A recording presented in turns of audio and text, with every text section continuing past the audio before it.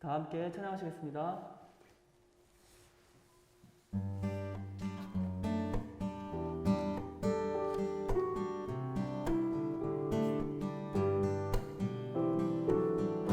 내가 살아가는 이유는 주님 때문이라. 내가 여기 있는 이유도 주님 때문이라. 내가 살아가는 이유도 주님 때문이라. 내가 여기 있는 이유도 주님 때문이라. 주님 언제나 내 안에, 내가 주님 안에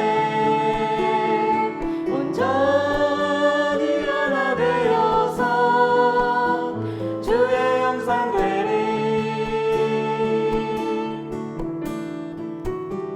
내가 살아가는 이유는 주님 때문이라. 내가 노래하는 이유도 주님 때문이라. 내가 살아가는 이유는 주님, 주님. 내가 노래하는 이유도 주님 때문이라.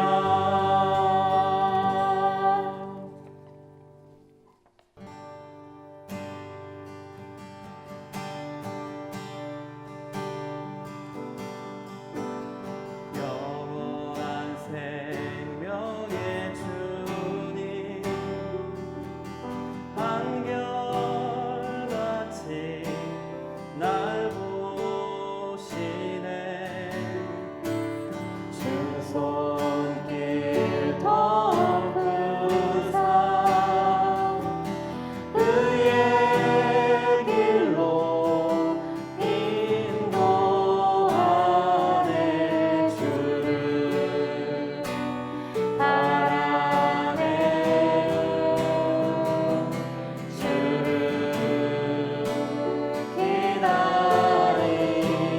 기다리네. 사랑의 노래 드리리라. 신실하신 주님께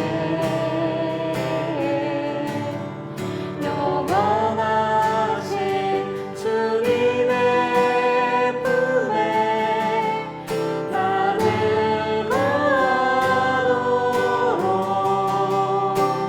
하소서. 사랑의 노래 드리리라. 신실하신 주님께 영원하신 주님의 품에 나를 거하도록 하소서.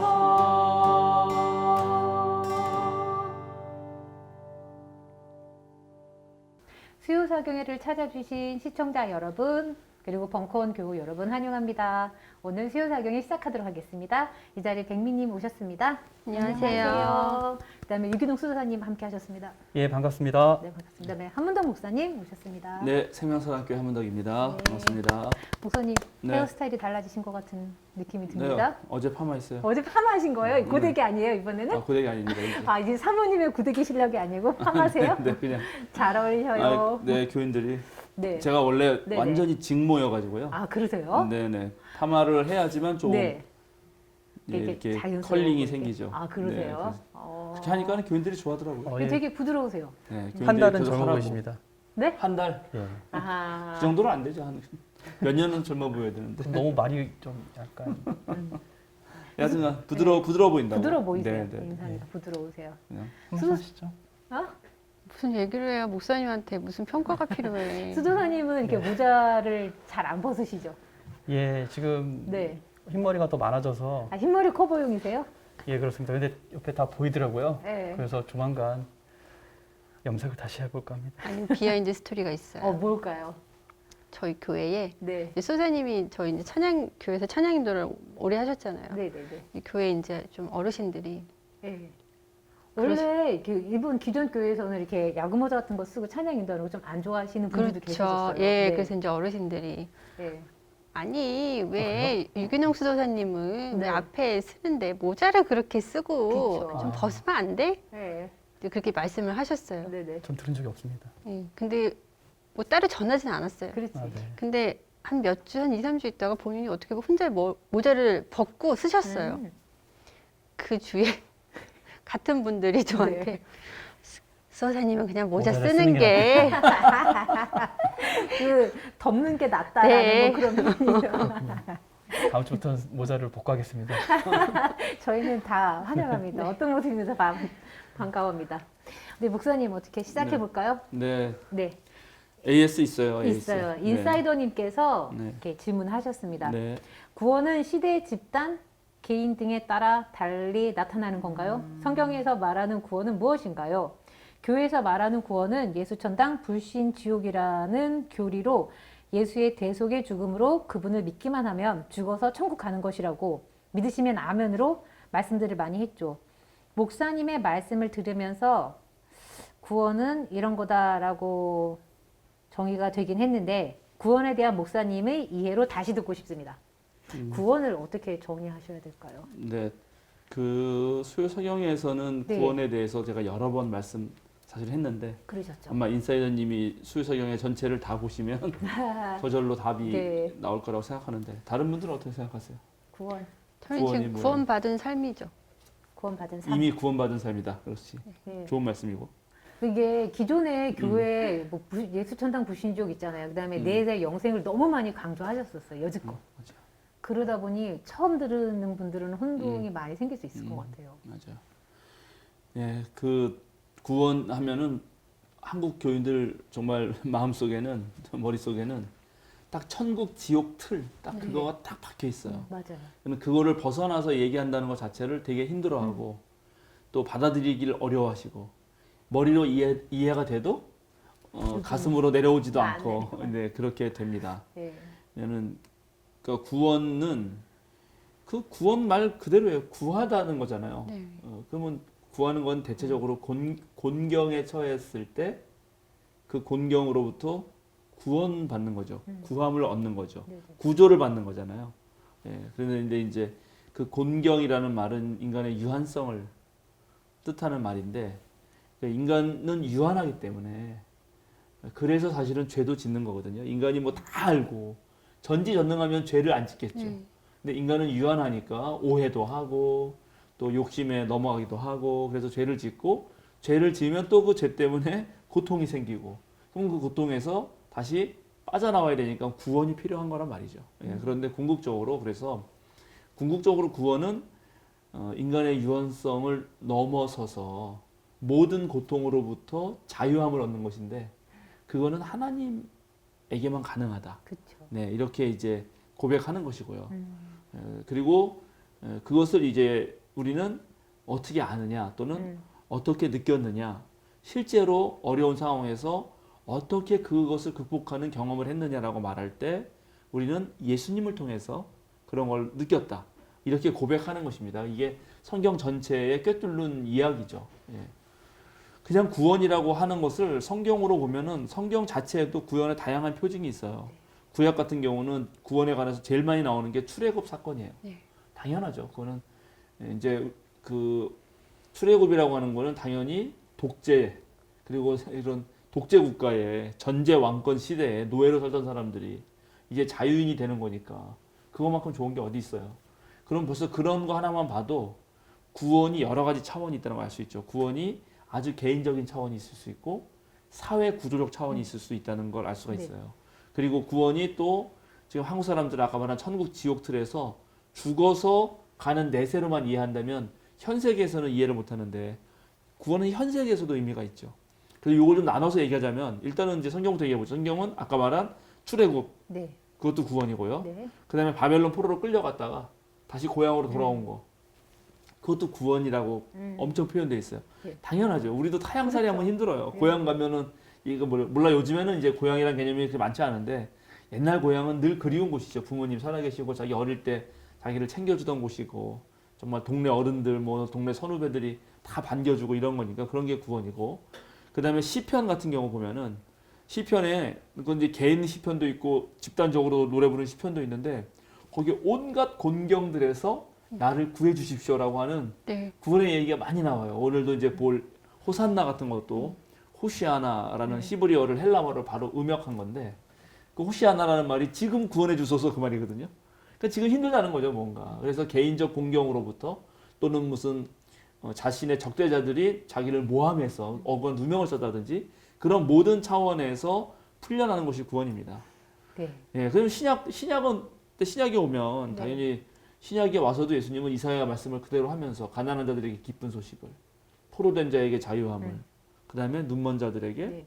눈뜸을. 근데 여기서 이제 눈먼 자들에게 눈뜸이라는 게 물리적으로 시각장애인이 눈을 뜨는 것도 당연히 구원이죠. 그거는 이루 말할 수 없죠. 제가 이제 그 소경 시각장애인 고친 이야기 요한복음서 9장 할 때도 말씀드렸는데 내가 눈을 감고 있다는 거는 이게 되게 실제적으로는 나는 타자를 못 보는데 타자는 늘 나의 모든 행동을 볼 수 있기 때문에 이게 무척 발가벗겨진 느낌이 들거든요. 그렇지 않겠어요? 네. 그 자체가 하나의 엄청난 일이에요. 근데 이제 뭐 그래서 그런 상황에서 내가 내 눈으로 그리고 모든 세상의 정보를 눈으로 봐야 되는 정보를 남의 눈에 의해서 본 걸 내가 듣게 되는 거잖아요. 내가 직접 본 게 아니잖아요. 답답하겠어요. 그러니까는 이게 사실인지 아닌지를 모르잖아요. 그러니까요. 그래서 이 눈을 뜬다는 이 이미지 또는 메타포, 상징은 무척 중요한 거예요. 네. 내 스스로 내가 내 눈으로 본다. 이런 주체성도 있는 거고 그다음에 어둠과 무지의 그 구렁텅이에서 벗어나서 새로운 깨달음을 얻는다. 그런 내용도 있는 거거든요. 그러니까 네. 그런 걸 다 포함해서 구원이에요. 되게 포괄적이네요. 그 엄청 포괄적이고 네. 엄청 다양하죠. 근데 그럼 이런 고백들을 누구에게서 느꼈냐 하는 거지. 바로 예수 그리스도가 행한 모든 사건 속에서 예수님의 가르침 속에서 우리는 그런 구원의 길을 네. 알게 됐고 또 그대로 살아갈 때 여기 백민님 말씀하신 것처럼 이미 구원받은 자로 그런 구원의 삶을 매일매일 살아간다라고 느끼는 거죠. 네. 저는 그래서 그럼 구원받은 자의 삶은 뭔가 몇 가지 얘기해 볼 수 있는데 첫 번째는 자족하는 삶인 것 같아요.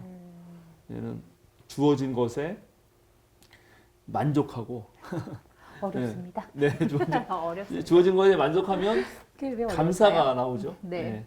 저는 다행히 어릴 때 부자가 아니어서 물론 지금도 부자는 아닙니다.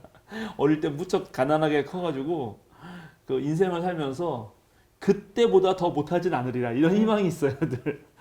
아무리 마당으로 굴러가봤자 뭐 내 어릴 때 그러니까 우리 부모님 다 훌륭하신 분인데 그냥 가난한 농부였으니까 별로 땅도 없는 농부였기 때문에 기껏 그러니까 뭐 외식 같은 건 꿈도 못 꾸고요.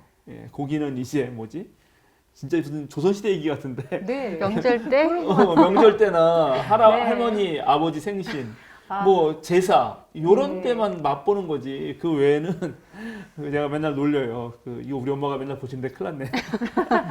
반찬이 진짜 많거든 우리 집에 네. 딱 어릴 때도 가면. 네. 근데 그 반찬을 만드는 재료는 한두 가지야. 오이 아니면 무 뭐 이런 거지. 근데 그걸로 여러 가지. 오이지, 오이 생채, 오이 깍두기 뭐 이런 식이야. 네네. 무슨 알겠죠? 그다음에 반찬도 깍두기 무슨 무조림 뭐 다 이런 식이죠. 뭐 그것도 능력이에요. 능력이죠. 우리 지금 엄마가 웰빙 하셨지. 식단이죠. 웰빙 식단. 네. 지금 보면은 네. 지금 생각하면 나 진짜 웰빙으로 큰 거예요. 맞아요. 집에서 직접 키운 걸로. 네. 그런데 어쨌든 간에 그러니까 그런 입장에서 생각해 보면은 지금 한국은 너무나 좋아졌으니까 만족할 줄 아는 삶. 그런데 그 만족할 줄 아는 사람은 안다는 거는 개인이 스스로 어떤 훈련을 할 필요가 있는 거거든요. 그래서 탐욕에 물들지 않고 기본적으로 교인들이 우리 그리스도인이 네. 백민님 웃으신 거 보니까는 본인이 탐욕 탐욕에 탐욕의 물들었다고 생각하시는 모양인데 뭐 결정체. 그렇진 않겠죠. 근데 그건 한이 없거든요. 그런데 그렇게 말을 하려면 내 개인적으로 어느 정도 말을 하려면 우리가 일용할 양식에 만족할 줄 알아야 되고 또 남이 일용하지 못할 때 그 사람을 도울 수 있는 어떤 사회 구조적 변화가 필요한 건 맞거든요. 네. 야고보서에 말한 대로 교인이 들어왔는데 편하게 사십시오 말했는데 알고 봤더니 너무 가난한데 돈 한 푼 안 도와주면서 편하게 살라 그러는 거는 그건 말만 하는 것이지 네. 믿음, 그러니까 행위 없는 믿음이지. 그러니까는 그런 사회 구조적인 문제까지도 전부 포괄해서 실제로 하나님이 이 땅에 온 세계의 주인이시다면 세상은 어떤 모양일까? 하나님이 세상을 다스린다면 어떤 식의 세상이 펼쳐질까? 그 세상이 구원의 세상이죠. 그리고 그 세상이 지금 펼쳐진다면 지금 구원이 일어나는 거고, 그리고 또 근데 아무리 둘러봐도 지금 전체가 펼쳐지진 않잖아요. 여러분들은 여기 수도사님은 수도를 많이 하셔가지고 개인적으로 만족할지 모르지만, 그러나 우리나라 전체가 그런 건 아니고 세계가 그런 건 아닐 때, 네. 그러나 언젠가는 전 세계에 반드시 하나님 나라가 온다라는 믿음을 가지고 있는 거고, 그리고 그런 믿음은 죽음도 극복하는 것이다. 왜냐하면 죽음이야말로 고대인들에게 가장 큰 고통, 네. 유한성의 정점이니까, 그것도 넘어서야 구원이니까, 그런 의미에서 천국과 지옥이 나온 거거든요. 죽음도 넘어서는 의미에서. 그래서 이제 그렇게 생각하면 되죠. 네. 다만 구원은 총체적이다. 구원은 총체적이다. 예, 그래서 네. 궁극적으로 우리 모두가 구원받을 걸 믿고 또 현재로서도 구원을 이루어가면서 네. 저기 바울사도 그렇게 말했잖아요. 네, 네. 날마다 구원을 이루라. 네. 네. 구원을 이뤄가면서 사는 네. 거죠. 제 삶에도 구원이 필요하겠네요. 필요합니다. 이경원 전사님 삶의 구원은 뭔가요? 구원은, 예. 좋은 사람을 사귀는 건가요? 좋은 사람을 사귀는 거는 너무 큰 구원이고요. 그래요? 밑바닥의 아유. 구원부터 하나하나 이루어져야 되는 단계에 있어서요. 네. 하나만 얘기해 보세요. 아니. 밑바닥 거. 밑바닥 거 아닙니다. 지금 시간이 너무 많이 간 그래요? 단계로 다음으로 넘어가도록 하겠습니다. 기회 되면 말씀드리겠습니다. 네. 혹시 다른 AS 있으세요? 저 오랜만에 개인적으로 네. 저희가 지금 이제 예수님에 대해서 계속 배워왔잖아요. 그리고 지난주까지 69강까지 배우고 예수님이 예루살렘에 이제 들어가시기 이제 바로 전까지 이제 지금 계속 개인적으로 한 2주 전부터 이제 드는 의문이, 예수님이 예루살렘에 들어가셔서 이제 성전에 가셔서 다 엎으셨잖아요. 네. 근데 저희가 예전부터 이제 교회에서 들었던 설교는, 그렇게 예수님이 성전에 들어가셔서 다 엎으셨던 이유는 하나님의 집, 성전을 뭐 돈으로 장사하는 그런 장사꾼들, 그러니까 더럽힌다고 그렇게 다 뒤집어 엎으셨는데, 지금까지 우리가 배웠던 예수님은 그런 모습보다는 어떤 사회 전반적 구조를 개혁이 필요하신 거를 인지를 하시고, 또 운동도, 사회 운동도 하셨고, 가난한 사람들을 위해서. 그럼 그거를 그러니까 그런 것들을 엎으려면은 엎기 위해서 지금 예루살렘으로 들어가시는데, 근데 사회 구조적인 거를 깨려면 정치하는 사람들을 만나야 되잖아요. 네. 그리고 그 당시에도 분명 정치인들이 있었고요. 그러면은 최소한 예루살렘, 그러니까 유대의 어떤 뭐 정치인들 아니면은 로마의 총독 이런 사람들을 만나러 갔을 것 같은데, 왜 정치인들과의 그런 접촉이 없이 예루살렘, 아니 성전에 들어가셔서 그렇게 하셨을까? 그래서 근데 있었는데 그 내용이 빠졌을까? 약간 이제 그런 의문이 계속 들더라고요. 이제 일단은 예루살렘이 정치하는 곳이에요. 우리는 그동안 이제 21세기의 눈으로 1세기 사회를 자꾸 보는 것 때문에 이제 그 생각이 드는 거예요. 지금은 목사가 정치하지 않잖아요. 네. 아니죠. 예. 그런데 미국만 해도 목사가 뭐 선거에 나가서 국회의원 돼요. 상원이나 하원이나 됩니다. 그러니까는 1세기는 훨씬 더 정치와 종교가 구분되지 않는 사회였고, 그 정치와 종교가 하나였던 사회예요. 그리고 예루살렘 성전이야말로 네. 정치, 문화, 경제의 중심지였어요. 심지어 중앙은행 역할도 했어요. 법도 사법부 역할도 하잖아요. 사내들에서 재판도 하잖아요. 네. 네. 그러니까 사실은 가장 유대 사회에서의 정치의 핵심부는 예루살렘 성전이죠. 그리고 거기에 가장 윗대가리들이 사두개파였고, 사두개파들이 로마와 꿍짝꿍짝하고 지금 꿍짝꿍짝 할 수밖에 없었죠. 왜냐면 로마가 너무 힘이 세니까. 네네. 로마 말을 안 들었다가는 픽박을 받기 때문에, 또 로마의 입맛에 맞는 사람들이 대제사장 막 임명되기도 하고 네. 그랬거든요. 네. 예, 그래서 예수님은 그런 정치인들을 안 만났다 그렇게 말하기는 어렵고, 사실은 정치 종교적 중심지인 예루살렘 서들어간 거죠. 그런데 더 근원적으로 가셨으려면 어쩌면 예루살렘에서 성공을 했으면 나름대로 그럼 그 다음에 로마로 가셨을지도 모르지. 네. 예, 로마로 가야. 왜냐하면 그때 전 네. 세계 제국적 질서는 로마에서 있는 거니까요. 예, 그러나 역사적 예수 연구에 따라서 예수님을 살펴보자면 예수님이 그렇게 세계 시민적 인간이었나, 그러니까 코스모폴리탄이었을까? 그럴 것 같지는 않거든요. 나사렛 출신이고 네. 갈릴리에서 주로 활약하시다가 네. 갈릴리에 있는 그런 일반의 백성들이 너무나 피폐해지는 상황을 보고 이것의 문제가 예루살렘에 있다. 즉 유대 사회 전체를 통괄하는 바로 정치죠. 종교와 정치가 하나 돼서 통괄하는 여기부터 문제가 있구나라고 생각하고 가신 거죠. 사실은 예루살렘으로. 거기 가서 살펴봤더니 아 이거 로마도 있었네 이러셨을 수도 있어요. 사실은. 아니면은 이제 네. 바로 로마로 예수님이 갈 정도의 뭐 그 정도의 힘과 능력과 그런 게 있기는 어려웠겠죠. 그리고 실제로 직접 로마로 가려면은 진짜 그럼 군대를 이끌고 가는 수밖에 없죠. 로마가 뭘 받아주겠어요. 그 미국의 예를 들어서 지금 뭐 대통령이 제가 간다 해서 만나주겠어요. 제가 미국 가서 거기서 난리친다고 되나? 무슨 그 지난번 뭐죠? 9.11 사태처럼 아주 특수한 방법으로 게릴라전을 쓰지 않는 이상. 예, 그래서 일단은 예수님은 정치, 종교, 사회, 문화의 핵심부였던 예루살렘에 가서 거기부터 어떻게 해보려고 했던 것이다. 예, 그래서 너무 그걸 분리해서 보실 필요는 없어요. 예. 네. 네. 알겠습니다. 자, 좋습니다. 네. 그 지금이 우리가 사순절기잖아요. 제가 예. 이 얘기를 좀 하고 싶어요. 우리 시청자들 위해서도. 네네. 사순절이 뭐죠? 사순절이 저희가 알기로는 예수님의 어떤 부활 전까지 예. 그 기념하는 그 기간으로 알고 있죠. 뭘 기념해요? 그러니까 예수님의 죽으심과 어. 부활하심을 어. 저희들이 기념하면서 어허. 그 예수님의 고난, 어. 부활을 뭐라고 말해야 되냐? 그 기념하는 그 다시 한번 기억하는 기억하고 시간. 네, 그런 기간으로 알고 그런 있죠. 기간이죠. 그 기간이 네. 어떻게 생긴 거죠? 그 기간이요? 사순절의 유래, 사순절의 유래. 유래 뭐. 예. 네네. 그리고 그걸 그때 어떻게 우리가 살아야 되는지. 이거는 교회가 한국 교회는 정말 아직 어린애 단계라서 이렇게 교회에서 배운 내용도 너무나 그 뭐랄까 좀 왜곡되거나 또는 비본질적인 것들이 많을 뿐더러 그리고 이제 그 제대로 본질적인 걸 가르쳐 준다 그래도 그걸 머리로 이해한 다음에 그게 가슴으로도 느껴지고 우리 삶으로도 나타나야 되잖아요. 결국 그리스도교 가르침을 배운다는 거는 예수님의 말씀대로 살려고 하는 거거든요. 일상에서 아주 잘 훈련돼서 그래서 잘 훈련돼서 살게 하기 위해서 교회는 교회력이라는 걸 택해요. 그러니까 교회 달력이 따로 있는 거예요. 옛날 사람들 농사 지으려면 농사에 필요한 달력이 있잖아요. 네. 그렇듯이 그리스도인에게는 교회의 달력이 따로 있어요. 신앙의 달력이 따로 있다고요. 그러니까 우리는 그 신앙의 달력에 따라서 살아가는 거거든요.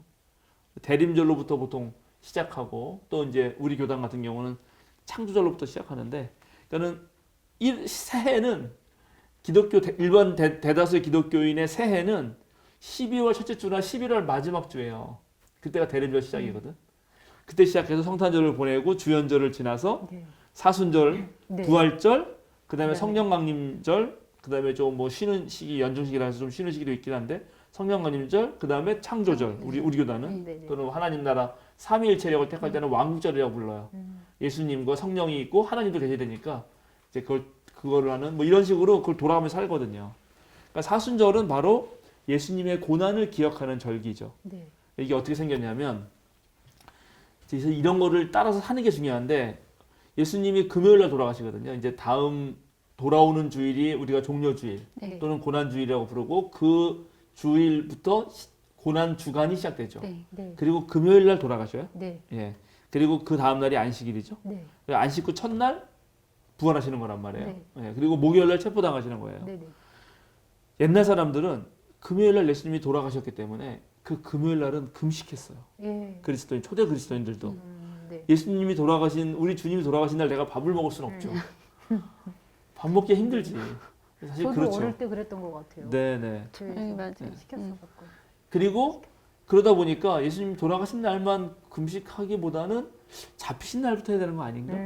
그 예수님의 무덤에 계신 날까지 해야 되는 거 아닌가 해서 좀 지나면 3일, 성삼일이라 그래서 네. 목금토를 금식해. 아, 예. 네. 그렇게. 그러진 않았어요. 그렇게 늘어나요. 네네. 그리고 그 다음에 또 일주일로 늘어나. 네. 더 거룩하고 경건하고 싶은 사람은 일주일 동안 금식해. 그죠? 일주일 동안. 고난주간 내내. 네. 예, 이렇게 하던 전통이 초대 교회에 있었거든요. 그런데 그게 동방교회가 특별히 더 그랬는데 이제 서방교회, 로마 쪽에 오는 교회들은 부활절날 보통 세례를 주고 새신자들을 이렇게 교회로 네. 이렇게 입교시켰기 때문에 그 세례를 앞두고 한 3주에서 4주 동안 세례 훈련 받은 사람 보통 한 3년 받거든요. 네. 그 세례 교육을 초대 아주 되게 엄격했어요. 3년. 그리고 그거를 마지막으로 정리하는 한 달의 기간 정도를 가졌거든요. 그래서 그걸 준비하는 기간이 있었어요. 근데 요거하고 또 동방교회 전통에 또 서방교회 전통에 이런 것들이 서로 소통하다 보니까 야, 이걸 다 좀 의미 있게 보내야 되는 거 아니냐 해서 36일을 또 의미 있게 보낸 거예요. 그렇게 예수님의 고난을 기억하면서.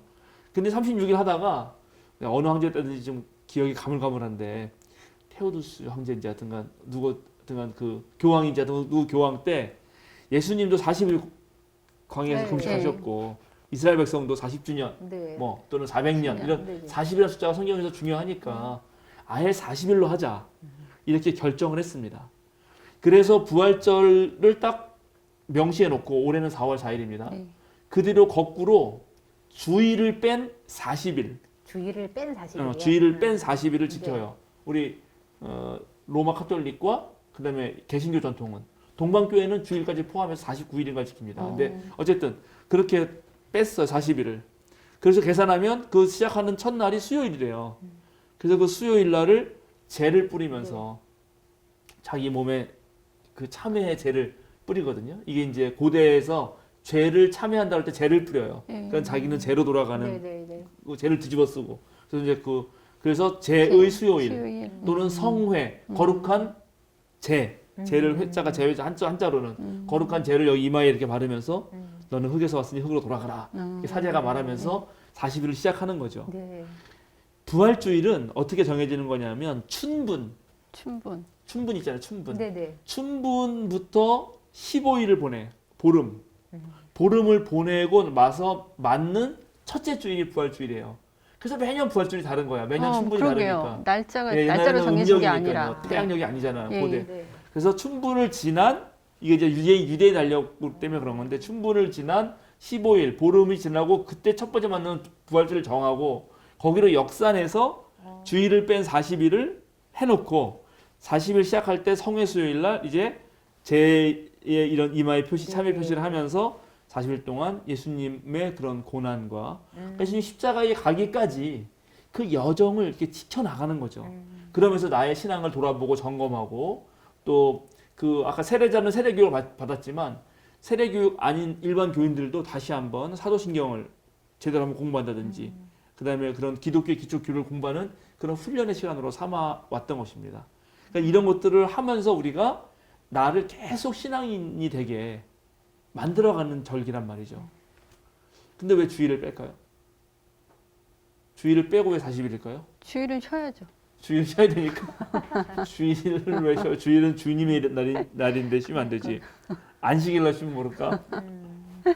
그냥 주일은 거룩한 날이라는 그런 개념 때문에 예배 이런 것 때문에. 사순절은 네. 예수님의 고난을 네. 기억하는 거죠. 특별히 네. 예수님의 고난과 십자가 죽음으로 향해 가는 절기인데 주일은 부활절, 작은 부활절이란 말이에요. 왜 주일이 왜 일요일이 주일이 됐나? 왜 주님의 날이 됐나?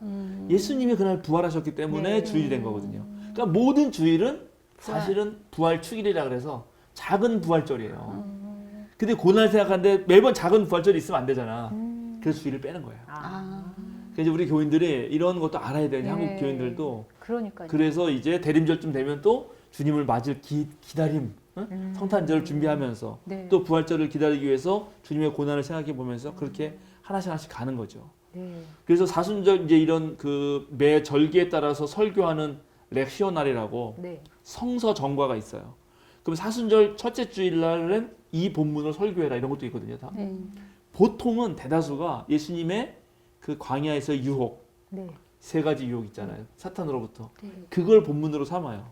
그리고 이제 이스라엘 민족의 그 광야 생활을 본문으로 삼거든.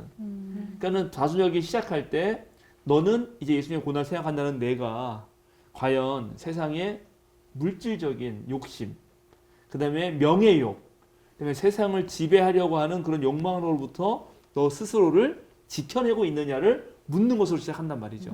이런 식으로 그 매일매일의 삶을 그렇게 좀 준비하면서 한다 그럴까? 그런 훈련을 하는 거예요. 사순절기는. 그래서 사순절기 때 그런 것도 쓰잖아요. 그래서 사순절기 다짐. 뭐 나는 커피를 원래 한 두세 잔 마셨는데 한 잔 정도는 줄이겠다. 그 고난 주간에 많이 그렇게 하죠. 고난 주간에만 보통 하는데 네. 사순절 내내 할 수도 있어요. 그리고 실제로 초대교회에서는 이제 사순절 내내 한 끼 정도를 금식했어요. 다 먹는 게 아니고 세 끼 먹으면 뭐 예. 두 끼 먹는다든지 두 끼 먹으면 한 끼만 먹는다든지 이렇게 해서 한 끼를 그래서 그걸 모은 돈으로 가난한 사람을 구제하고 그래서 오늘날 이제 교회들이 많이 그런 거 네. 하죠. 커피 한 잔 줄이기 위해서 네. 그걸 하고 그래서 우리 교회도 사순절 내내는 못 하고 고난 주간에는 금식 기도를 해요. 그래서 나 릴레이 금식 기도를 해가지고 그걸 모아서 헌금을 드리고 그걸로 주로 북한을 도왔는데 올해는 이제 미얀마 네. 하고 북한 함께 도우려고 그래요. 그러니까 그런 방식으로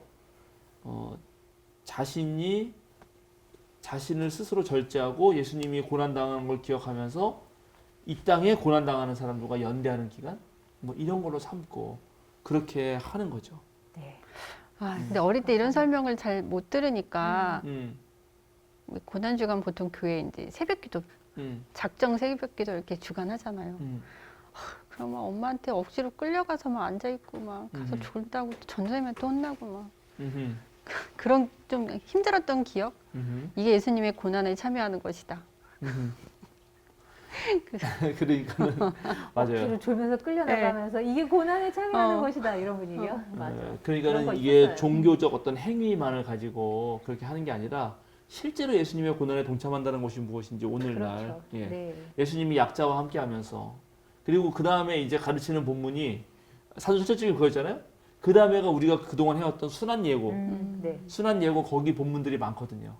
그때 여기 얼마나 제자들이 예수님의 뜻을 모르고 배반하고 그 다음에 또 어리석고 이런가. 그럼 우리도 그걸 보면서 우리는 이렇게 살지 말아야지. 그렇게 이제 깨닫는 네. 기간으로 사순절을 보내셔야 된다. 네. 알겠습니다. 예, 이제 오늘 종려주일입니다. 종려나무 네. 가지를 흔드는데 바로 그 종려나무 가지를 흔든 거를 실제로 해요. 네, 실제로 네. 흔들고 그거를 집에 갖다가 잘 말려. 1년을 보내면 잘 마르거든요. 그래서 그걸 태워요.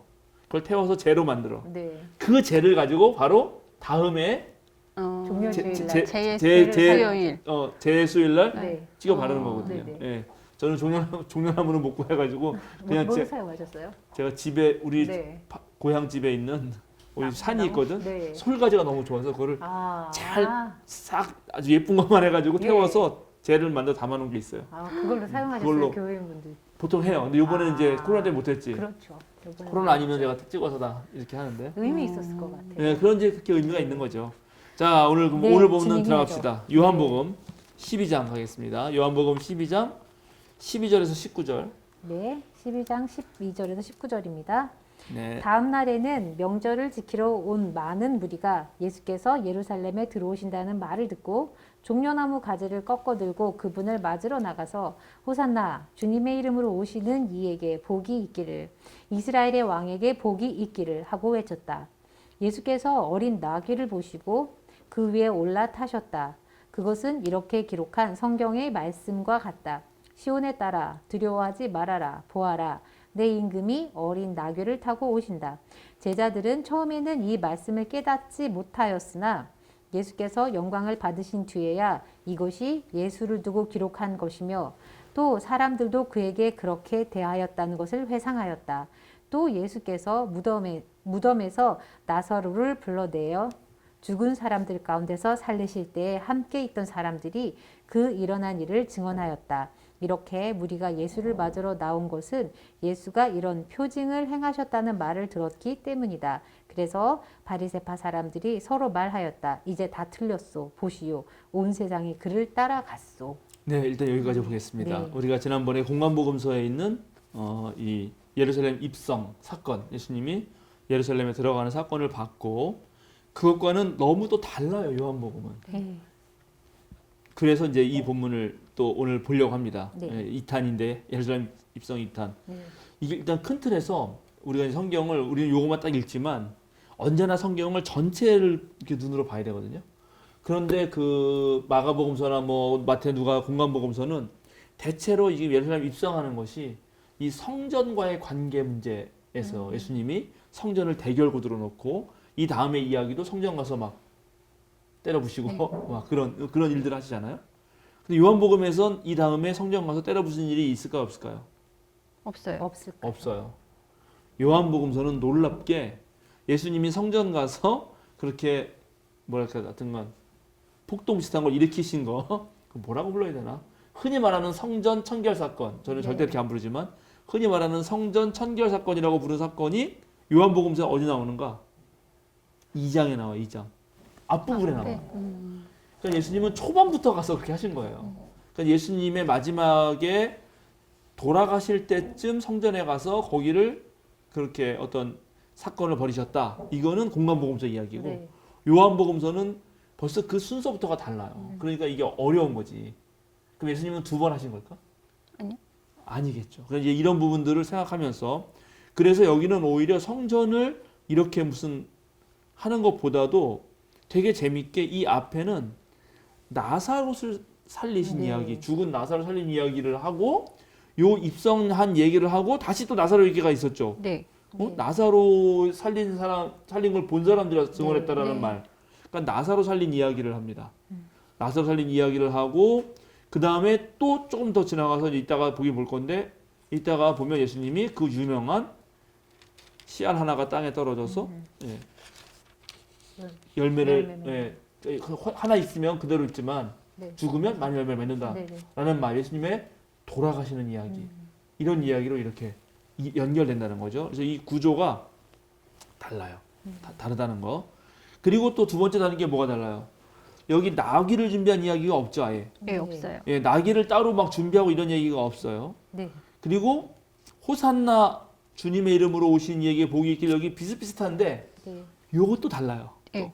네. 기억하시죠? 네. 지난번에 마가나 이런 거는 다윗 얘기를 네, 많이 네. 했는데 네. 누가는 하늘에서 평화 얘기를 했고 네. 네. 그 다음에 오늘 요한복음은 이스라엘 왕에게 복이 있다 이런 얘기를 합니다. 네. 그리고 이제 그다음에 나귀 타고 왔는데 나귀 타고 왔더니 시온에 따라 두려워하지 말아라. 내 임금이 어린 나귀를 타고 오신다라고 하는 성경 말씀을 인용해요. 네. 네. 근데 이거 지난번에 우리가 분명히 스가랴서의 말씀이라고 얘기했잖아요. 네. 근데 스가랴 말씀하고 이게 조금 달라요. 그래서 이상하다. 이게 왜 다르지? 하는 거에다 살펴봐야 되고요. 그리고 나서 이제 다양한 사람들이 등장해. 일단 제자들. 네. 제자들이 원래는 못 깨달았는데 나중에 깨달았다는 네. 거고 그다음에 아까 나사로의 다시 살아난 것을 본 사람들이 또 네. 등장하고 네. 그다음에 바리새파가 바리새파. 등장해요. 네. 그래서 이런 사람들의 반응 이제 이런 걸 오늘 살펴봐야 되는 거죠. 네. 이게 다 다르다 이거예요. 그죠? 자, 그럼 일단 봅시다. 자세히 12절부터 다음 날에는 명절을 지키러 온 많은 무리가 이 많은 무리는 어떤 사람들이에요? 유대인들. 명절을 지키러 왔다 그러잖아. 네. 명절. 그래서 바로 이때 이 명절이 6월절이에요. 6월절. 정확하게 명시해주고 있는 거예요. 그리고 이 6월절에 아마 그 다음 날이라고 표현했는데 이 다음 날 앞에도 무슨 날이 있고 무슨 날이 있을 거 아니에요? 그리고 그 다음 날 이렇게 말한 거잖아요. 그래서 바로 이 날이 종려주일일 거라고 만학자들이 말합니다. 오늘 우리가 종려주일이라고 부르게 된 이유가 그런 거예요. 일요일인 거죠. 일요일 말하자면 그때 많은 사람들이 6월절을 지키러 예루살렘에 왔죠. 예루살렘의 6월절은 정말 이스라엘 최고의 절기잖아요. 초막절과 또 다른 77절 뭐 이렇게 있지만 그러나 6월절만큼 중요한 절기는 없죠. 그건 바로 출애굽이라고 하는 것을 기념하는 절기이기 때문에 이거 절기를 지키기 위해서는 이스라엘 전체 지역에서 유다 전체 지역에서 예루살렘 몰려올 뿐만 아니라 해외에 있는 디아스포라 유대인도 이 절기에 맞춰서 순례하러 오는 거예요. 그리고 이제 나이 많은 사람들은 나이 많은 특별히 디아스포라 유대인들은 해외 살다가 자기 죽기 전에 예루살렘 가서 죽는 게 소원이에요. 거기에 묻히는 게. 그래서 요세푸스라고 하는 네. 그 1세기의 역사가가 있거든요. 유대인 역사가가 있는데 유대 고대사라든가 유대 전쟁사를 쓴 사람이 66년 유대 로마 전쟁 이전에 어떤 6월절에 예루살렘에 모인 사람의 숫자가 270만이었다. 그렇게 말한 기록이 있어요. 근데 그거는 내가 보기에는 거짓말이에요. 약간 부풀려진. 근데 너무 부풀렸어. 너무 거의 부풀리네요. 평소에 한 20만 정도 사용하거든요. 네. 근데 그럼 270만이면은 10배가 훨씬 넘잖아요. 네. 열 서너 배 되는 거 아니에요. 네. 그게 올 수가 없어 거기. 음. 그래서 보통 한 80만에서 100만 사이에 모였다 그러거든요. 음. 그러니까 아마 그 정도. 그러니까 어쨌든 엄청나게 많이 많은 사람들이 모이네요. 몰린다는 거야 이날. 네. 그래서 그렇게 많이 몰리기 때문에 훨씬 더 이제 그 출애굽의 어떤 광복의 희망, 로마 제국의 어떤 그런 압제 속에서 자칫해가지고 군중의 소요가 일어나면 이게 걷잡을 수 없는 거죠. 그래서 제가 지난번에 네. 말씀드렸죠. 이걸 명확하게 그래서 그런 얘기를 일부러 하는 겁니다. 음. 근데 그 많은 무리들 중에 어떤 사람들이 예수께서 예루살렘에 들어오신다는 말을 듣고 마중하러 나가요. 네. 그럼 이건 예수님을 알고 있다는 거예요, 모르겠다는 거예요? 알죠. 알고 있다는 거죠. 네. 그럼 아마 이 사람들은 우리가 합리적인 추론을 하면은 갈릴리 사람들이 확률이 높겠죠. 갈릴리에서 예수님이 활약했던 걸 안 사람들이 네. 이 사람들도 유월절날 내려온 거. 이제 그렇죠 예루살렘으로 올라간 거죠. 그렇죠. 내려온 예, 물론 올라온 거죠. 네. 남쪽으로 내려갔지만 네. 거룩한 도시로 올라간 올라갔지. 거죠. 올라가서 네. 이제 같이 유월절 축제를 즐기고 있다가 예수님이 오신다니까 우리 마저 나가자 하고 이제 그런 느낌이에요. 네. 그리고 드디어 요한복음에만 나오는 종려나무 가지를 꺾어 들고 그분을 맞으러 나갔다는 거죠. 네. 예, 그리고 여기서는 깔았다는 말이 없는데 네. 예, 깔았다는 말이 없는 걸 봐서 이걸 가지고 이제 흔들었다라고 볼 수밖에 없는데 왜 종려나무 가지일까? 지난번에 물어봤죠. 그렇죠. 여쭤봤었죠. 수도사님이 네, 제가 여쭤봤던가요? 근데 왜 하필이면 종려나무 가지인가, 네. 그죠? 근데 초막절이라는 절기가 또 있어요. 6월절 한 6개월 앞에 초막절이 있는데 예, 그 초막절에 원래 종려나무 가지를 들고 축제를 벌이거든요. 아. 그래서 이게 많은 학자들이 초반에는 야 이게 종려나무 가지를 꺾어 드는 거 보니까 6월절이 아니라 예수님이 초막절 초막절? 때 온 거 아니냐. 음. 그리고 벌써 6개월 정도가 지난 이야기 아니냐. 음. 이렇게 얘기를 했었어요. 아. 그렇게 얘기한 학자들이 있었죠. 네. 네. 그런데 그거는 지지를 받지 못했어요. 왜요? 많이 지지를 받지 못했어. 왜냐하면 이미 예수님 시대에 초막절만 흔든 게 아니고 아. 종려나무라는 것 자체가 이스라엘 민족을 상징하는 나무다라고 아. 하고 그래서 구원을 열망이 있는 곳에서는 사람들이 언제나 종려나무 가지를 흔들었다라고 아. 이제 알게 된 거예요. 아. 그게 성서 근거가 있어요. 그래서 제가 이걸 네. 가져왔는데 우리 성경에는 없고 공동번역 성경 천주교과에 있습니다. 예, 마카베오서라는 게 있거든요. 마카베오 공동번역 성경에 천주교용 네. 거기 제가 하나 읽어드리겠습니다. 마카베오 상하가 있는데 상 13장입니다. 13장 이게 이제 이거 또 역사를 좀 알아야 되는데 하여튼간 끌려갔잖아요. 587년 네. 587년에 네. 망해가지고 근데 페르시아가 다시 수복하면서 보내줬죠 고향으로. 네. 그 뒤로는 페르시아 제국의 뒤를 이은 그 다음에 뭐 알렉산더 알렉산더 왕이 죽고 나서는 알렉산더의 뒤를 이은 이 이집트를 중심으로 한 프톨레미 왕조와 저쪽 시리아나 그쪽을 중심으로 한 셀리쿠스 왕조가 번갈아 가면서 유대를 지배했거든요. 그 지배하던 때에 독립운동을 벌인 사람들이 있었어요. 유대 독립운동. 네. 그리고 그 사람들이 요새를 점령해 예루살렘 요새를 이제 독립을 한 거예요. 그때 어떤 일이 벌어졌는지 보겠습니다. 제가 읽어볼게요.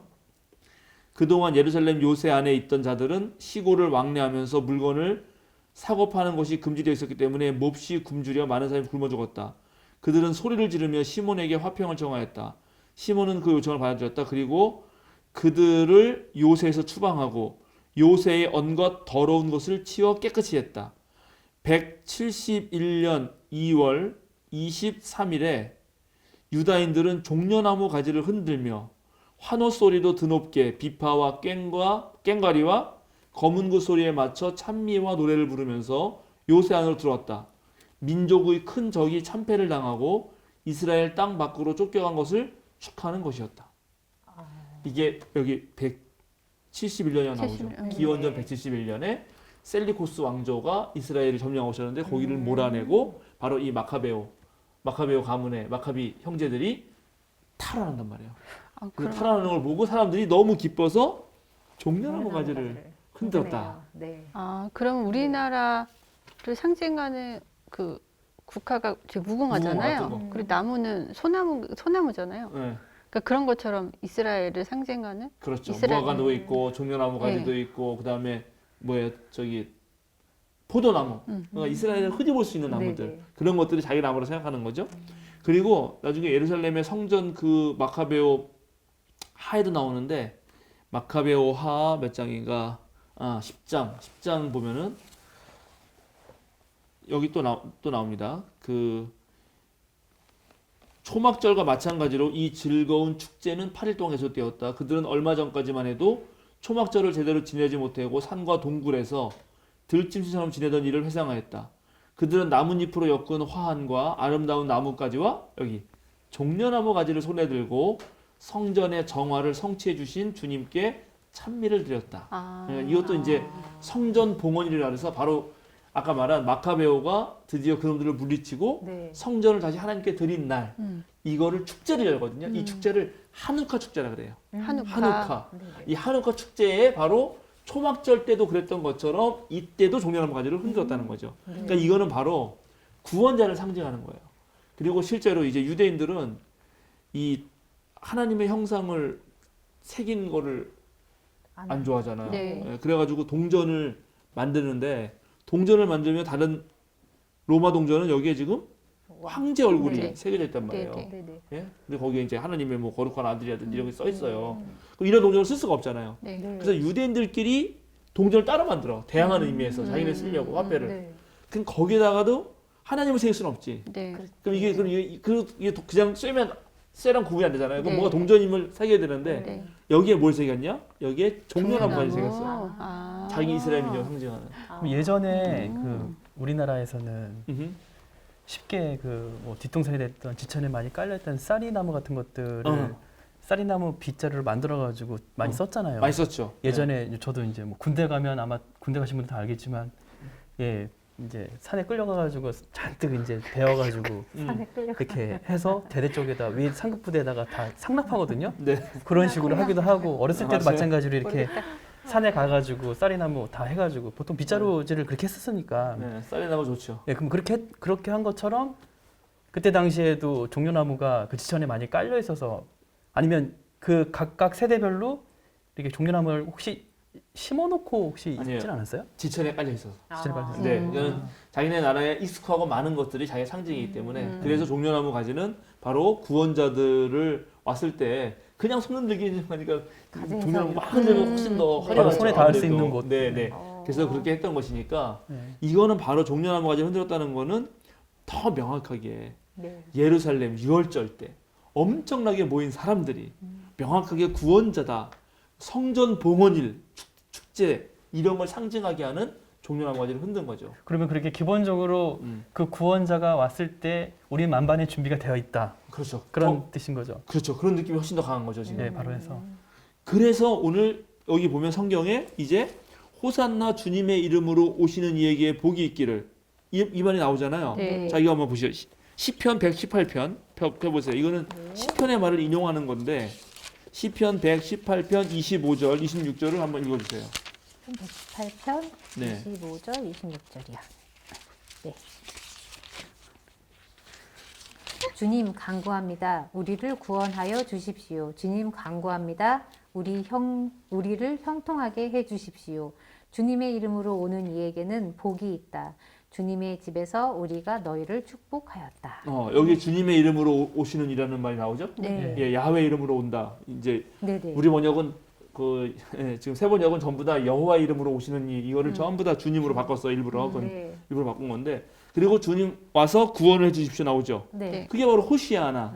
주님 지금 구원해 주소서 이 말이에요. 네. 근데 이거는 지금 사람들이 이 118편을 외치는 거예요. 그러니까 호산나 주님의 이름으로 오시는 이에게 복이 있기까지는 똑같아. 네. 사복음서 똑같아요. 그거는. 네. 그런데 그 다음 얘기가 달라요. 그 주님의 이름으로 오시는 분이 누구냐? 네. 마가복음서나 이런 데는 다윗의 나라요. 네. 다윗의 자손이요. 이렇게 해석한단 말이죠. 네. 그 메시아라는 말이죠. 네. 근데 이 요한복음은 더 노골적이에요. 뭐라고 말해요? 이스라엘의 왕. 예, 훨씬 더 정치적 선동이 강합니다. 그죠? 지금 계속 분위기가 네. 종려나무까지 흔들지. 그다음에 막 그 예루살렘에 있던 모든 무리가 나가서 맞이하지. 네. 맞이하는데 이스라엘 왕이라고 말하지. 어, 그러면 당장 난리 났죠, 이게 지금. 난리다. 난리 났지. 헤로당 어떡할 거야, 헤로당. 그러니까요. 네, 그리고 빌라도 다 걔네들이 헤로당을 인정한 네. 건데 내가 인정한 왕이 있는데 또 새로운 왕이 있다고? 이거는 정확하게 지금 전복의 위험이 있습니다. 그래서 재밌는 게, 자, 예수님이 나귀를 타고 올라탔는데 당연히 나귀에 있는 나귀 그거는 스가랴서의 예언이에요. 다시 네. 스가랴서 또 봅시다. 스가랴서 9장 9절. 학계 스가랴 말라기니까 스가랴는 뒤에. 구약 성경 뒤에 있습니다. 네. 스가랴서 9장. 9장 9절부터 한번 볼 텐데요. 네. 예. 먼저 찾으셨습니다. 네. 도성 시온아 크게 기뻐하여라. 도성 예루살렘아 환성을 올려라. 내 왕이 내게로 오신다. 그는 공의로우신 왕, 구원을 베푸시는 왕이시다. 그는 온순하셔서 나귀 곧 새끼 어린 나귀를 타고 오신다. 10절까지 읽어보세요. 내가 에브라임에게 병거를 없애고 예루살렘에서 군마를 없애며 전쟁할 때에 쓰는 활도 꺾으려 한다. 그 왕은 이방 민족들에게 평화를 선포할 것이며 그의 다스림이 이 바다에서 저 바다까지 유프라테스 강에서 땅끝까지 이를 것이다. 그렇죠. 예, 유프라테스는 이쪽 동쪽으로 땅끝이고 이쪽 땅은 스페인 당시에. 네. 그러니까는 네네. 이 지금 나귀를 타고 오는 분이야말로 진짜 왕이고 이분이 하는 게 평화고 이런 거거든요. 이 모든 메시지는 당시 로마가 자기네가 외치던 선전에 반대말인 거예요. 네. 오. 로마가 우리가 평화를 줬고 네. 우리가 유프라테스부터 저 땅까지 우리가 평화를 해줬는데 네. 지금 이걸 쓴 사람은 아니라는 거예요. 나귀가 타고 왔다. 이걸 인용하면서 그 말을 하고 싶은 거죠. 그런데 달라요. 가만 보면 여기 분명히 수도 시오나 기뻐해라 그랬죠. 그 스가랴서에는 네. 뭐라고 네. 어떻게 돼 있어요? 도성 시온아 크게 기뻐하여라. 도성 시오나 크게 기뻐해라 기뻐하여라. 그랬는데 여기 우리 요한복음엔 두려워하지 말아라. 네. 시온에 따라 두려워하지 두려워하지 말아라고 말아라. 바꿨어요. 다른 건 네. 똑같은데 네. 이게 딱딱 빼왔는데 이건 바뀌었어. 이런 말은 어디에 있을까? 왜 이런 말을 썼을까? 왜 두려워하지 말라고 했을까? 그래서 이걸 이런 문제 학자들은 찾아보거든. 이게 네. 도대체 어디 있는 거지? 네네. 스바냐. 한 군데 찾았어요. 학자들이 찾아가지고 스바냐 3장 16절인데 스바냐는 앞이죠. 앞에. 네, 천천히 찾아보세요. 뒤에 3장 16절이요. 예, 3장 16절 한번 네. 읽어보시겠습니까? 그날이 오면 사람들이 예루살렘에게 말할 것이다. 시온아 두려워하지 말아라. 나왔지? 네, 여기서 네. 나오네요. 시온아 두려워하지 말아라. 거기 나오잖아요. 그러니까는 왜 비슷한 내용을 얘기할 것 같으면서도 다르게 스가랴의 기뻐하라는 말 대신 수반은 두려워하지 말라는 말을 했을까? 그러게요. 로마. 네. 그렇죠. 당연한 거예요. 자, 그래서 우리가 다시 요한복음서 우리 앞으로 네. 갑니다. 바로 그 앞에 뭐라고 나오냐 하면 여기서 또 다음 주에 나사로를 해야 되는데 자 45절 11장 요한복음서 11장 45절부터 한번 쭉 읽어보시겠습니다. 마리아에게 왔다가 예수께서 하신 일을 본 유대 사람들 가운데서 많은 사람이 예수를 믿게 되었다. 이제 하는 일은 바로 나사로 살린 일이에요. 이게 네. 엄청 중요하거든. 다음 주에 할 네. 겁니다. 예. 그러나 그 가운데 몇몇 사람은 바리새파 사람들에게 가서 예수가 하신 일을 그들에게 알렸다. 그래서 대제사장들과 바리새파 사람들은 공의회를 소집하여 말하였다. 이 사람이 표징을 많이 행하고 있으니 어떻게 하면 좋겠습니까? 이 사람을 그대로 두면 모두 그를 믿게 될 것이요. 그렇게 되면 로마 사람들이 와서 우리의 땅과 민족을 약탈할 것입니다. 그 가운데 한 사람으로서 그 해의 대사장인 가야바가 그들에게 말하였다. 당신들은 아무것도 모르오. 한 사람이 백성을 위하여 죽어서 민족 전체가 망하지 않는 것이 당신들에게 유익하다는 것을 생각하지 못하고 있소. 이 말은 가야바가 자기 생각으로 한 것이 아니라 그 해의 대제사장으로서 예수가 민족을 위하여 죽을 것을 예언한 것이니 민족을 위할 뿐만 아니라 흩어져 있는 하나님의 자녀를 한데 모아서 하나가 되게 하기 위하여 죽으실 것을 예언한 것이다. 그들은 그날로부터 예수를 죽이려고 모의하였다. 예, 거기까지 읽으시면 딱 좋아요. 네. 여기 지금 가야바가 한 생각이 딱 그런 거예요. 예수가 저렇게 와가지고 난리를 펴가지고 모든 사람들이 이렇게 막 흥분하고 들어 일어나면 로마가 와서 전부 다 네. 죽일 거 아니에요? 그거야말로 이 사람들이 일상적으로 겪었던 일이에요. 매번 절기 때마다. 지난번에 말했듯이 네. 자칭 메시아라고 하는 사람들 또는 뭐 독립군 중에서 약간 과격파들 이때야말로 그죠? 우리도 만약에 우리나라도 그렇죠. 뭐 3.1운동 이런 거 할 때도 네네. 언제 해야 언제쯤 해야 온 국민이 함께 싹 들고 일어나게 좋을까? 이것을 생각할 거 아니에요. 근데 6월절만큼 좋은 절기가 없죠. 그래서 많은 메시아들이 그때 그렇게 했고 그런 일이 있을 때마다 제가 지난주에 말씀드렸지만 네네. 로마 군단이 거기를 딱 8군단인가 25군단인가 군단 이름도 있는데 군단이 와가지고 거기를 딱 점령하고 있다가 그런 소요가 일어나면 무자비하게 짓밟았습니다. 그래도 로마 정책이 네, 그래도 복속국이라고 해야 되나요? 예, 예. 예, 그래도 그런 어떤 종교적인 것이나 그런 것들은 그래도 인정을 해줬던 네, 네. 거죠. 네. 그러니까 되게 관용적이었어요. 네. 로마는 자기네들이 문화 민족이라고 자랑했기 때문에 네. 함부로 약탈하지 않았고 지난번처럼 말씀드린 대로 조세나 이런 걸 통해서 뺏어가고 좀 교묘한 거지. 네. 그리고 웬만하면 각각의 종교들을 인정했어요. 예, 황제를 숭배하는 것을 펼치면서도 너희의 종교는 뭐 인정한다. 그런데 단 한 경우에 로마는 무자비합니다. 반란을 일으키고 우리의 이런 정치 지배 질서에 반항하는 경우는 얄짤없죠. 그냥 무조건 가서 예, 짓밟는 거예요. 그래서 당연히 유대 예루살렘의 그 지도 계급들, 지배 계급들은 누구 하나라도 이렇게 반란을 일으켜가지고 이런 민족이 멸절당하는 일을 있으면 안 되는 거죠. 그래서 요한복음서도 그런 분위기를 반영하면서 바로 이 스바냐서를 인용하는 것이다. 네. 마치 스가랴서를 인용하는 것 같으면서도 스파냐서. 오히려 예수님이 이럴 경우에 훨씬 더 큰 두려움이 네. 생길 수도 있어요. 근데 두려워하지 말라고 한 이유는 바로 예수님이 기존의 그러한 정치적 방식이 아니기 때문이에요. 그죠? 여기 네, 지금 아니. 아까 어린 나귀를 타고 온다 그랬잖아요. 네. 자, 네. 그러면 이걸 비교하기 위해서 이사야 31장 찾아보세요. 성경을 계속 찾아보면서 해야 되는데 이사야 31장 네. 31장 1절에서 3절 수도사님 읽어주셔도 될 것 같은데요. 다 찾으셨어요. 도움을 청하러 이집트로 내려가는 자들에게 재앙이 닥칠 것이다. 그들은 군마를 의지하고 많은 병거를 믿고 기마병의 막강한 힘을 믿으면서 이스라엘 거룩하신 분은 바라보지도 않고 주님께 구하지도 않는다. 그러나 주님께서는 지혜로우셔서 재앙을 내리실 것이다. 이미 하신 말씀은 취소하지 않으신다. 주님께서 일어나셔서 악을 일삼는 자의 집을 치시며 악한 일을 돕는 자를 치실 것이다. 이집트 사람은 사람일 뿐이요 하나님이 아니며 그들의 군마 또한 고깃덩이일 뿐이요 영이 아니다. 주님께서 손을 들고 치시면 돕던 자가 넘어지고 도움을 받던 자도 쓰러져서 모두 함께 멸망하고 말 것이다. 네, 이거는 지금 이제 이스라엘이 이집트와 바벨로니아 사이에서 네. 누구를 의지할까 이러면서 이집트 편을 드는 거거든요. 이집트가 여기 막강한 네. 병거와 군마의 희망을 얻었다잖아요. 네. 근데 예수님은 이런 거 희망 건 사람이 아니라는 거죠.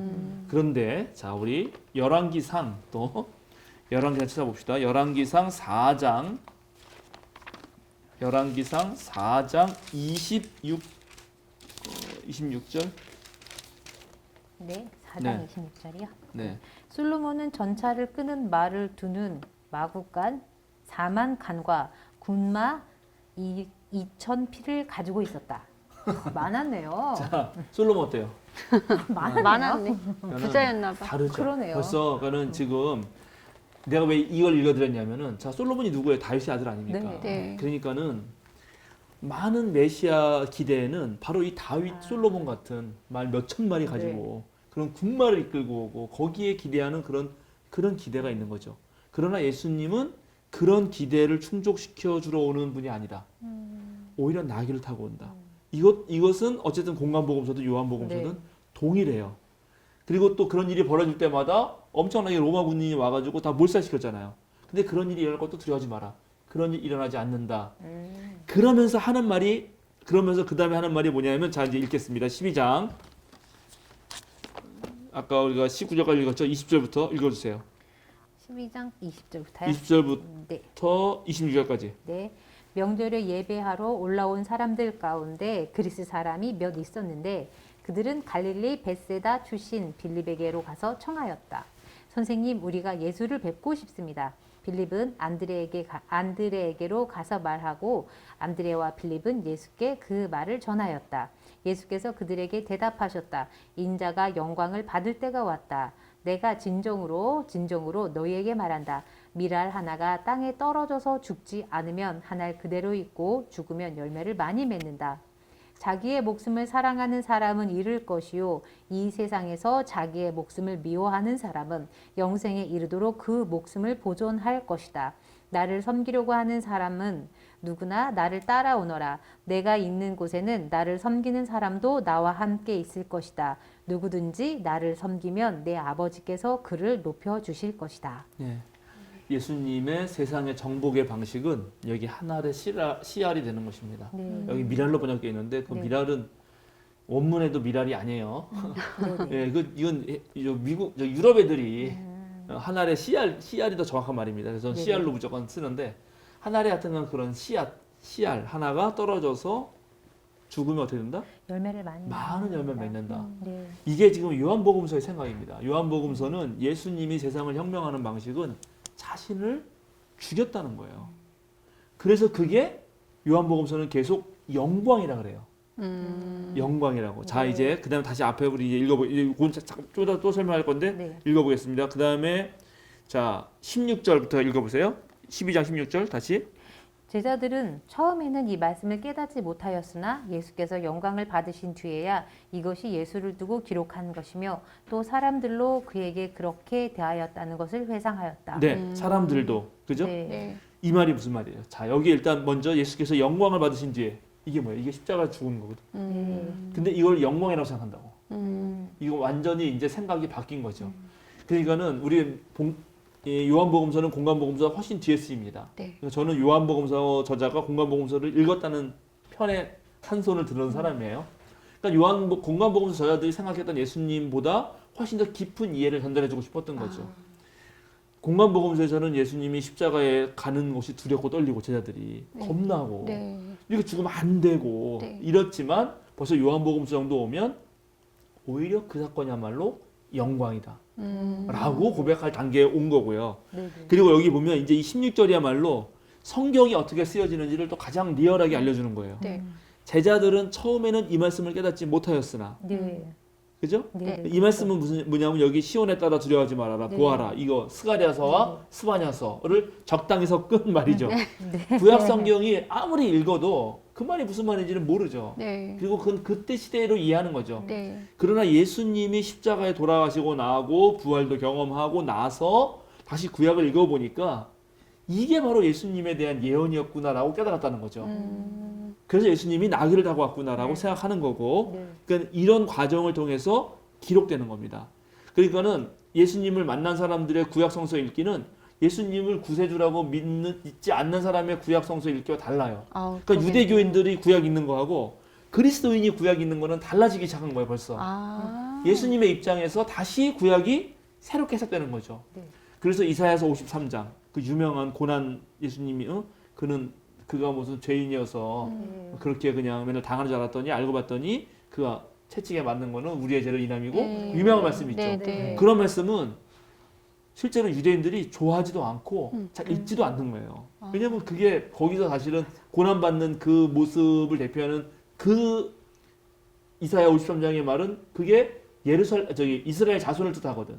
원래는 자기들이 고난받는다는 거니까는 싫은 거야 읽기가. 안 읽었는데 나중에 그리스도인들이 다시 읽어보니까 이거는 예수님을 두고 하신 얘기다. 이렇게 이해가 되는 거죠. 이게 새로운 이해가 되는 거예요. 그래서 제자들은 이제 예수님의 십자가 죽음을 통해서 예수 그리스도가 우리에게 알려주는 메시아, 네. 힘을 중심으로 한 메시아가 아니라 사랑을 중심으로 한 메시아가 어떤 분인지를 깨닫는 거죠. 첫 번째 제자들은 이런 부류입니다. 네. 두 번째, 또 예수께서 무덤에서 나사로를 불러내어 죽은 사람들 가운데서 살리실 때 함께 있던 사람들이 그 일어난 일을 증언하였다. 두 네. 번째 무리는 이제 나사로의 부활을 보고 예수님의 부활도 예견하고 믿는 사람들입니다. 네. 사실 이제 다음 주에 할 거긴 하지만 요한복음서에서 나사로의 부활은 예수님의 부활을 예표하는 거예요. 아. 미리 보여주는 거예요. 아. 그래서 나사로 부활한 사건 때문에 예수님이 더 위험해지고 심지어 바리새파 사람들이 나사로 맞아 죽이려고 그래요. 많은 사람들이 걸로 몰려가니까. 아. 예, 그래서 여기 또 부활을 증언한 사람들까지 네. 있고요. 그런데 이번에 그래서 이 사람들 때문에 무리가 예수를 맞아 나온 것은 예수가 이런 표징을 행하셨다는 말을 들었기 때문이라고 나오죠. 네. 그러니까 아까 맨 처음에 무리가 달려 나온 거는 두 무리가 있었다는 거야. 이걸 보면 하나는 갈릴리에서 원래부터 예수님 알던 사람들, 네. 하나는 야 나사로를 살린 그 사람이 온대 예루살렘에 이렇게 들었던 사람들인 거고요. 아, 소문이 벌써 나긴 소문 난 났네요. 거죠. 예, 난 거지. 그 다음에 19절. 바리새파. 근데 그래서 바리새파 사람들은 서로 말했다. 이제 다 틀렸어. 보시오. 온 세상이 그를 따라갔어. 그러니까 예수님이 가는 길이고 만약에 몰려간 것을 시기하고 질투하고 네. 이런 사람들이 있죠. 네. 그리고 온 세상이 그를 따라갔어라고 말하자마자 20절에 바로 명절에 예배하러 올라온 사람들 가운데 그리스 사람이 있었다. 네. 네. 그러니까 이거는 세상을 대표하는 거죠. 음. 유대인들이 아니라 그리스 사람이 예수께 오잖아요, 지금. 네. 네. 로마 사람도 아니고. 그러니까. 그래서 이제 이런 걸 통해서 지금 이 말들을 이어나가고 있는 것입니다. 그리고 바로 이제 이방인들이 마지막 때가 되면 이방인들이 하나님의 산으로 시온산으로 몰려온다. 이게 유대인들의 신앙이거든요. 이거는 이래서 예수님이 이제 내가 드디어 내 할 일을 완성할 때가 온 거죠. 마지막 때가 된 거고 그럼 나는 당연히 나를 내어줘야 되는 거예요. 그래서 예수님은 어떻게 했다? 바로 하늘의 미랄로 내어준 거예요. 자 그럼 하늘의 미랄로 예수님이 내어줬을 때 많은 열매를 맺는다는데 맺었나요? 안 맺었나요?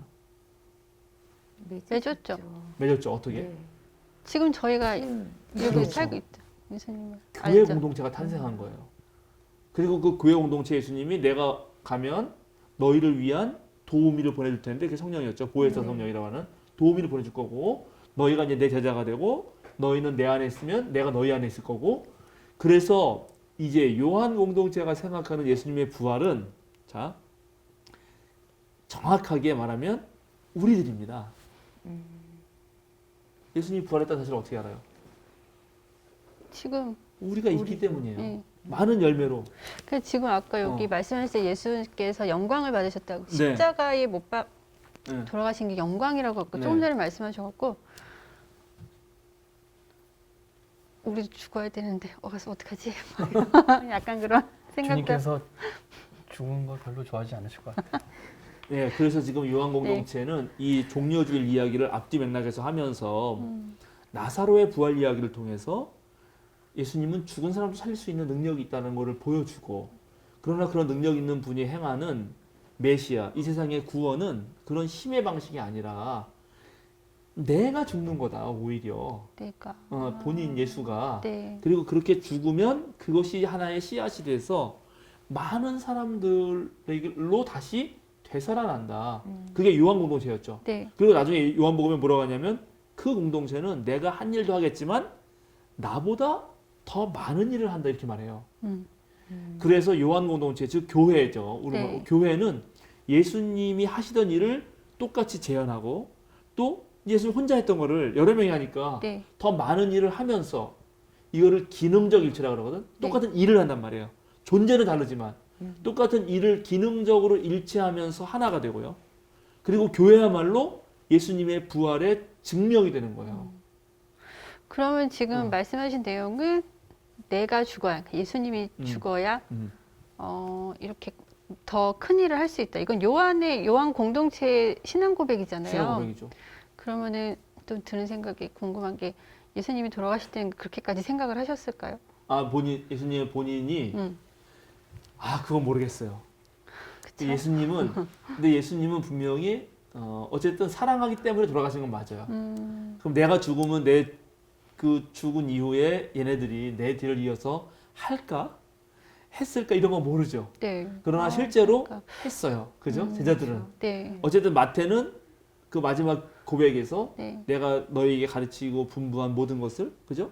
너희 가는 곳마다 온 민족에 가서 아버지와 아들과 성령 이름 세례를 주고 내가 분부한 가르쳐 지키게 하라. 그 말로 예수님을 말씀을 기억하니까 그리고 그걸 해내는 공동체가 생긴 거고 네. 또 요한 공동체는 이런 방식으로, 그죠? 네. 여러 하나가 죽어서 여럿이 다시 사는 그런 공동체의 방식으로 예수님의 일을 해나가고 있고, 마가는 나중에 또 얘기하겠지만 16장 8절에서 끝나는데 그거를 읽은 독자들이 네. 갈릴리로 갔다는 걸 알고 갈릴리아가 뭐예요? 예수님이 했던 원래 그 일을 또 펼치는 거죠. 음. 이런 방식으로 예수님의 운동이 지속되고 있다는 걸 알게 됩니다. 네, 네. 그래서 이제 오늘 우리가 이 종려주일 이야기를, 그리고 또 곧 돌아오는 주일이 종려주일인데 종려주일을 맞이하면서 우리는 과연 어디에 종려나무 가지를 흔들고 있는가? 곧 선거도 있잖아요. 그렇죠. 예, 그럼 우리가 기대하는 메시아, 우리가 선거를 통해서 뽑으려고 하는 메시아는 어떤 메시아인가? 힘으로 뭔가 그렇게 하는 메시아인가? 아니면 자기 것만을 챙기는 그 탐욕스러운 인간, 정치를 판에서 자기 거 챙기기 위해서 그런 대표가 되려는 인간인가? 아니면 예수님처럼 자기가 죽어서 전체를 살리려는 사람인가를 생각해야 되고요. 그죠? 네. 그리고 또 우리는 그때는 못 깨닫고 이 제자들처럼 나중에 깨달은 건 아닌가? 네. 여기에 지금 이 요한복음에서 종려주일 때 등장하는 크게 5종류의 사람이 있잖아요. 네. 예수님 독립을 꿈꾸면서 호산나 우리 구원하소서, 네. 당신은 왕입니다 이렇게 네. 말하는 사람이 있는가 하면, 그죠? 그 다음에 나사로의 부활을 보고 영생을 추구하는 사람이 있는가 하면, 제자들처럼 뒤늦게 깨달은 사람이 있는가 하면, 예수 따라가는 걸 보고 이제 우리 글렀다 끝났다. 끝났다 이렇게 알았어요. 그리고 그걸 하는 시기하는 놈들이 있는가 네. 하면, 자신을 내주면서 더 많은 부활을, 더 많은 어떤 하나님 나라 운동을 더 펼치시는 예수님 있잖아요. 네. 네. 이 5부류 중에 우리는 어디에 속했었나, 이런 것도 생각해 볼 네. 필요가 있다는 거죠. 망했다. 우리 망했다.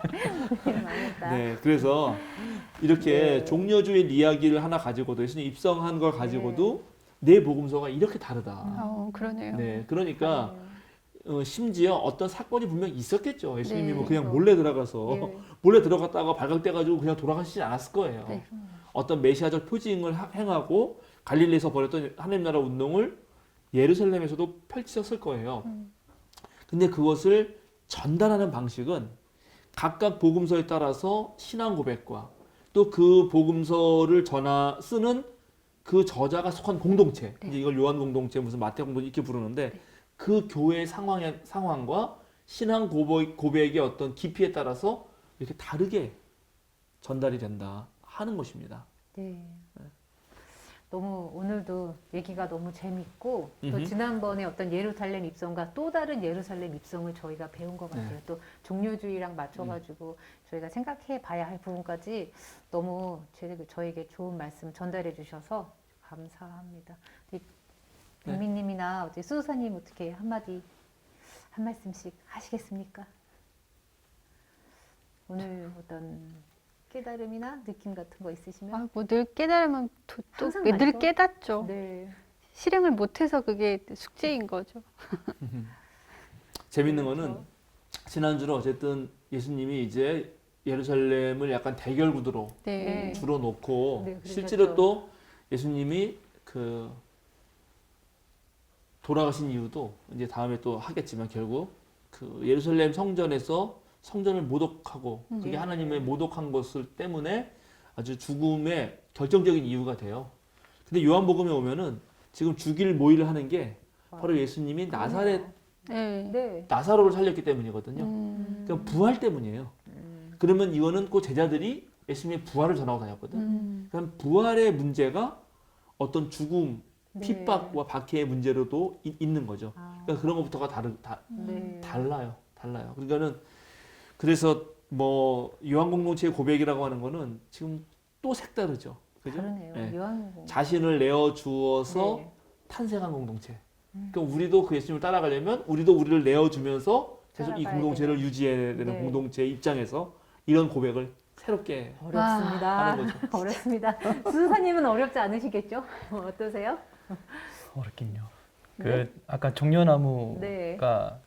언제나 준비되어 있다라고 예. 했잖아요. 그러면 그때 당시에 압제를 당하면서도 그 종려나무를 보면서 삶의 희노애락을 조금 느꼈지 않았을까? 왜냐하면 늘 준비되어 있어서 언젠가는 메시아가 올 거라는 기대감을 항상 갖고 있었고, 뭐 그때마다 엎어지고 넘어지더라도 그 종려나무를 보면서 그 민족은 조금 다시 이렇게 단결된 모습을 또 보였지 않았을까? 그래서 희망을 좀 계속해서 품고 좌절하지 않고 살지 않았을까라는 생각을 하게 됐어요. 네. 그렇죠. 그 무궁화라는 꽃의 이름이 그게 샤론의 백합이 무궁화죠 원래. 근데 그거는 그 꽃말이 아니고 무궁이라는 말이 뭐예요? 무궁. 무궁화의 무궁이 뭐예요? 무궁. 한문으로 뭐 한문이 한문. 한문. 끝이 없다는 거예요. 끝이 없다. 그러니까 진짜 없을 무예요? 예, 없을 무에다가 궁극할 때 궁자예요. 그렇구나. 그거는 무궁무진하다 할 때 그 무궁이에요. 끝이 없는. 그거 왜 우리나라 국화를 그 무궁화라는 이름을 붙이면서 그걸 했겠어요. 우리나라에 그 꽃이 많이 폈는데 그거에다가 이름을 무궁화라고 붙인 거예요. 왜 우리 일제 식민지에 있잖아요. 네. 우리나라 꽃 멸절할 것 같은.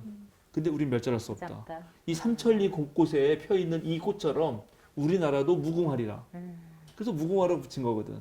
그러니까 무궁화 하나에도 우리의 민족의 소망을 담은 것이듯이 종려나무까지는 늘 있었지만 메시아가 올 때마다 사람들은 이걸 빨리 꺾어가지고 막 흔든 거지. 잘 보이게 하려고. 그래서 종려나무 가지가 그런 구원자에 대한 상징이 된 것이었죠. 그런데 그런 구원자와 그런 메시아의 어떤 우리가 기다리는 메시아가 어떤 것이냐 과연. 이거는 오늘날 우리 그리스도인들에게도 던져주는 질문이에요. 네. 어떤 교회여야 되나? 내가 어떤 그리스도인이어야 되나? 이런 거를 함께 질문한다고 할 수 있겠습니다. 네. 감사합니다. 깊이 생각해봐야 될 것 같습니다. 네, 오늘 이 정도 하고요. 네.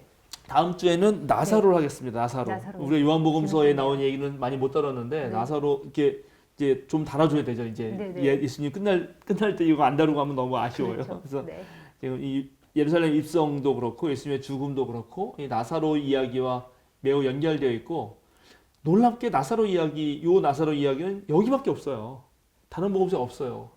왜 지금 요한복음 이런 얘기를 또 해야 되는지도 한번 같이 생각해 볼 필요가 있습니다. 마칠까요? 네. 네. 부탁드리겠습니다. 주님 감사드립니다. 종려주의를 이제 맞이하면서 또 사순절 한복판을 보내면서 우리가 예수님의 고난을 다시 한번 기억해 봅니다. 오늘날도 많은 사람들이 고통과 아픔 속에서 살아갑니다.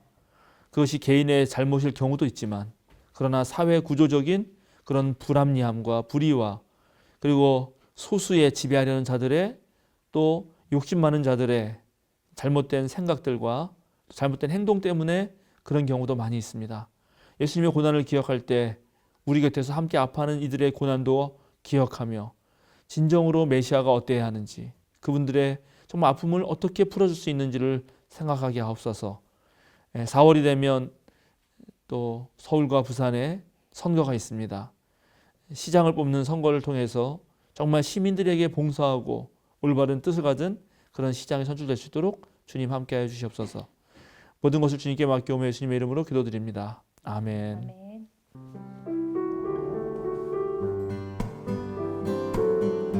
내가 살아가는